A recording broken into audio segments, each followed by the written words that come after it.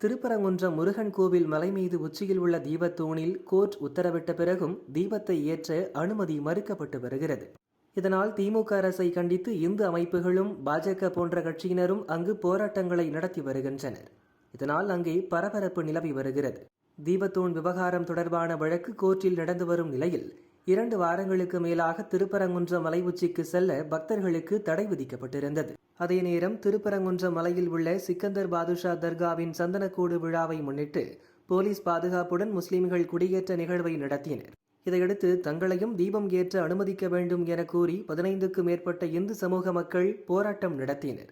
இதனால் அவர்கள் கைது செய்யப்பட்டனர்.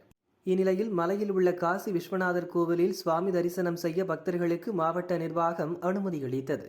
காலை 6 மணி முதல் மாலை 6 மணி வரை மட்டுமே அனுமதி வழங்கப்பட்டுள்ளது. மலைக்கு செல்பவர்களின் செல்போன் எண், ஆதார் எண் உள்ளிட்ட விவரங்களை பெற்றுக்கொண்டு தீவிர சோதனைக்கு பிறகே அனுமதிக்கப்படுகின்றனர். பரபரப்பான சூழல் நிலவும் நிலையில் திருப்பரங்குன்றம் மலைக்கு செல்லும் பழனி ஆண்டவர் கோவில் தெருவில் உள்ள மக்கள் தங்களது வீடுகளில் முருகன் கொடி ஏற்றி உள்ளனர். திருப்பரங்குன்றம் தூணில் தீபம் ஏற்ற வேண்டும் என ஆதரவு தெரிவித்து வருகின்றனர்.